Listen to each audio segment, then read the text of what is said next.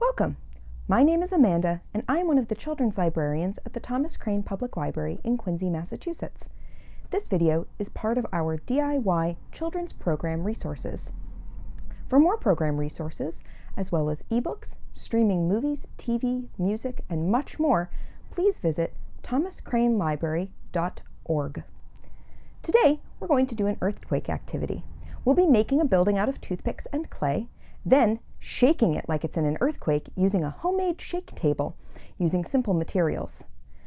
For this activity, you will need toothpicks or something similar. You will need clay or Play-Doh.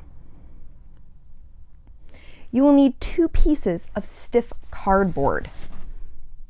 I've cut mine to be just about 10 inches tall by a foot long. Finally, you're going to need 2 large rubber bands. You can use really big ones like these if you have them, or regular ones like this if you don't.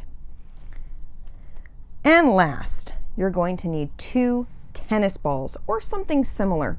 You want them to be about this size, and you want them to be pretty firm. You don't want them to squish too easily. You also want them to not be too smooth on the outside. And we'll see why when we start making our shake table.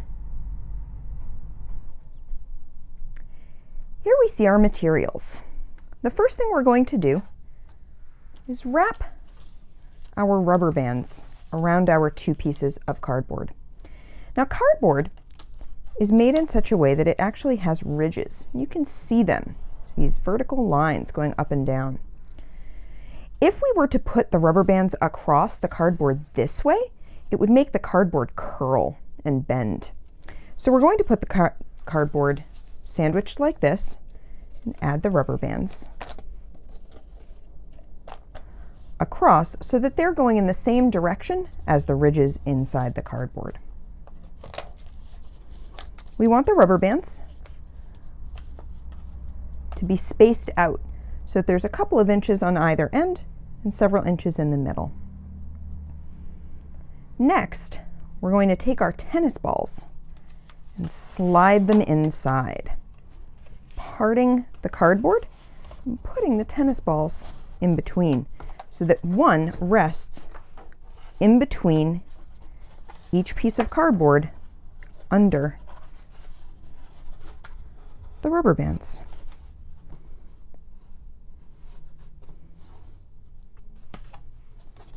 You want to get them pretty even, so you may need to play around with them a little bit after you get them in there.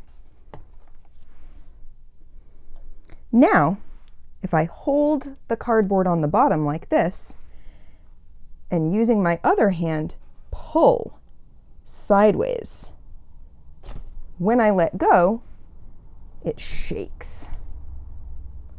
So our next step is going to be to build a building.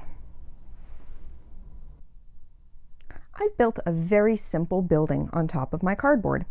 All I used was Play-Doh and toothpicks. I don't recommend using Lego for this. The Lego will lock together very nicely, but then you won't get to see what happens as much when you shake it, and Lego doesn't stick to the base. Now, I'm going to hold down the bottom layer of cardboard, and using my other hand, stretch and release. As you can see, my building fell down. Not completely, but it certainly isn't standing as tall as it was. Can you build a building that can withstand that sort of shaking? Can you make your shake table shake even more? Try using different rubber bands or different size balls in between. Remember at the beginning when I said the reason why we want balls with a grippy side is for a reason that I would explain later. And this is so that it holds onto the cardboard. If you have balls that are too slippery, they'll just slide out from in between the cardboard. Different types of balls or different stretchinesses of rubber bands might give you different results. Same for if you try using different materials to build your building, or if you try to build your building taller or shorter. See what happens when you change things up. Scientists who study earthquakes and building stability use fancy electric shake tables to do this same thing, but we can do it in our own homes with simple materials. See what you can change and what changes about how the building falls down. Or can you get your building to stay up? Thanks for watching.